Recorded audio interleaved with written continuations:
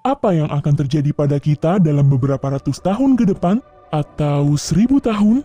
Bagaimana alam semesta akan berakhir? Bagaimana bisa aku tahu itu?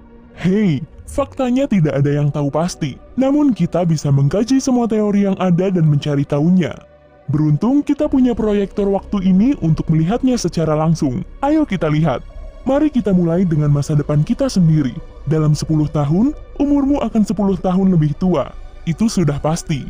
Dalam 100 tahun, teknologi akan maju pesat, dan kita semua akan menjadi bagian dari jaringan yang lebih besar dari internet. Kita juga akhirnya akan mulai menjajah planet-planet di sekeliling kita. Kemungkinan besar Mars. Hanya 1 abad dari sekarang, manusia akan menjadi spesies pertama yang kita ketahui hidup di luar bumi. Keren ya? Tapi akan lebih keren lagi. Melompat 900 tahun ke depan, ke milenium berikutnya.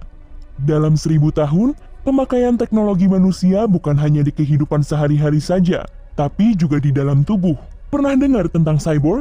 Jika hal itu terdengar seperti fantasi ilmiah untukmu, bersiaplah untuk terkejut. Itulah yang akan terjadi pada manusia di masa depan. Lalu terjadilah 10.000 tahun dari sekarang.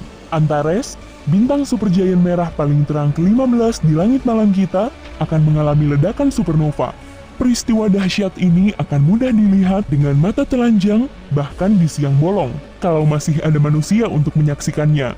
100.000 tahun di masa depan, dan banyak konstelasi bintang yang kita kenali telah berubah karena pergerakan alami bintang. Pada saat yang hampir bersamaan, Phaeae Canis Majoris, sebuah bintang super terang, akan mengalami ledakan hypernova. Versi supernova yang jauh lebih kuat yang akan menghancurkan puluhan atau bahkan ratusan planet terdekat dan satelitnya. Sementara, bumi akan merayakan ulang tahunnya dengan erupsi supervolkanik, mengakibatkan magma panas dan abu vulkanik menyelimuti ribuan kilometer persegi daratannya. Dalam 500.000 tahun, planet kita akan dihantam bongkahan batu besar dari langit, asteroid berdiameter sekitar 0,8 km. Jika manusia tidak menemukan cara untuk menghadapinya, ini akan menyebabkan kehancuran massal di bumi. Setelah 1 juta tahun, 2 dari 4 bulan Uranus akan bertabrakan, menyebabkan kehancuran di planet itu. Pada saat yang sama, Betelgeuse, salah satu bintang paling terang di galaksi kita, akan meledak dan terlihat jelas dari bumi. Hanya 400.000 tahun kemudian, Phobos, salah satu dari 2 satelit Mars, akan pecah karena meningkatnya tarikan gravitasi dan sang planet merah akan memiliki rangkaian cincinnya sendiri seperti Saturnus. Dan di tempat yang jauh, di tepi tata surya, bintang pengembara bernama Gliese 710 akan memasuki awan Oort, sebuah ladang komet es yang membatasi tata surya kita. Karena bintang ini, banyak dari komet itu mungkin akan bergerak ke arah bumi yang akhirnya membombardirnya dari ruang angkasa. 110 juta tahun dari sekarang, matahari akan menjadi 1% lebih terang. Ini akan mengubah iklim di setiap planet di tata surya. Sedikit demi sedikit membuatnya semakin panas. Setelah 2 miliar tahun, terangnya cahaya matahari akan menyebabkan laut di bumi menguap. Akibatnya, hampir semua kehidupan di planet kita akan punah. Kecuali beberapa yang paling sederhana, di mana mereka pun akan segera punah juga. 4 miliar tahun lagi, galaksi Bima Sakti akan bertabrakan dengan galaksi Andromeda. Lubang-lubang hitam supermasif di pusat keduanya akan saling mendekat dan menyatu, menjadi lubang hitam hypermassive yang memiliki massa setara miliaran matahari. Dan peristiwa ini akan menghasilkan galaksi baru, Milkdromeda, atau mungkin Anway. Dan mereka akan mengadakan konvensi penjualan besar dan mencoba membuatmu bergabung. Dalam 7,9 miliar tahun, matahari akan menjadi sangat besar dan berubah menjadi raksasa merah yang menelan planet-planet terdekatnya, termasuk sekeping batu panas yang dulunya adalah bumi. Namun ia kemudian akan runtuh menjadi bintang katai putih dalam 8 miliar tahun. Planet di tata surya yang selamat dari bencana ini akan kehilangan panas dengan cepat, karena matahari akan menjadi 2 kali lebih kecil dari sekarang. Dalam 100 miliar tahun, alam semesta akan meluas dengan begitu jauh dan cepat, sehingga galaksi-galaksi tidak lagi dapat diobservasi dari perspektif satu sama lain. Alam semesta terus meluas, dan kecepatan peregangannya juga meningkat. Ada yang mengatakan lebih cepat dari kecepatan cahaya, sehingga mustahil untuk melihat ujung alam semesta yang sebenarnya. Dalam 1 triliun tahun, tidak akan muncul lagi bintang-bintang baru di ruang angkasa. Alam semesta akan membentang begitu luas, hingga jarak antar bintang dan galaksi akan terlalu besar. Tidak akan ada lagi awan gas, sehingga tidak ada lagi material untuk membentuk bintang-bintang baru. Dalam 100 triliun tahun, era degenerasi akan dimulai. Tanpa bahan bakar untuk memberi makan bintang-bintang baru, pembentukannya akan berhenti sama sekali. Di saat yang sama, bintang-bintang yang ada perlahan-lahan akan memudar, berubah dari bintang terang menjadi bintang katai. Merah, biru, putih, dan coklat.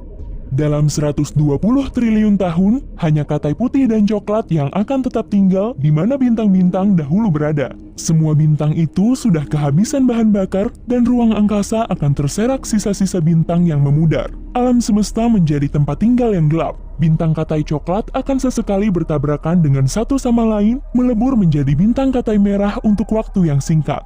Tetapi pada akhirnya, tanpa bahan bakar, bintang ini pun juga akan padam dan meninggalkan kegelapan. Setelah 1 kuadriliun tahun, semua planet akan terlempar keluar dari orbitnya dan melayang di angkasa luar yang dingin dan gelap. Tidak ada yang bisa hidup di planet-planet ini lagi, dan tidak ada yang bisa menyalakan kembali bintang-bintang di ruang angkasa. 1 kuintiliun tahun, dan benda-benda yang dulunya bintang juga akan dikeluarkan dari galaksinya, mengembara di alam semesta yang kosong selama waktu yang tersisa. Menurut standar luar angkasa, itu tidaklah terlalu lama.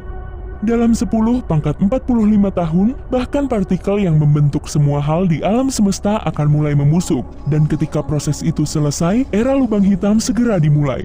Lubang hitam akan menjadi satu-satunya benda yang tersisa di alam semesta. Sisanya akan musnah.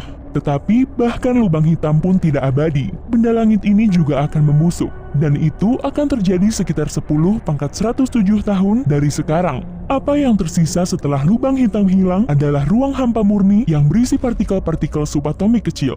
Akan ada samudera kehampaan luas dan tidak dapat dipahami, hingga hal-hal kecil itu pun lenyap juga, mengakibatkan alam semesta kosong total. Nah, untuk berkuintiliun-kuintiliun tahun, tidak akan ada apa-apa. Periode ini disebut era kegelapan, dan waktu tidak lagi jadi masalah pada saat ini. Tetapi, jika kita melompat ke depan dalam durasi yang tak terhitung tahun, apa ini? Ruang itu tampaknya bergerak. Itu beriak. Riak-riak itu semakin besar dan luas, menyerap semakin banyak alam semesta yang kosong.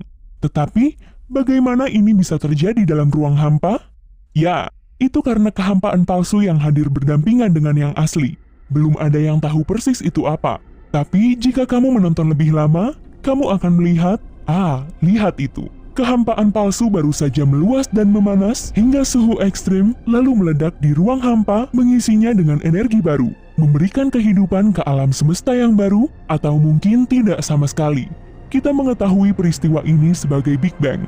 Begitulah cara alam semesta kita dilahirkan, dan bagaimana alam semesta akan dilahirkan kembali setelah bermiliar-miliar tahun.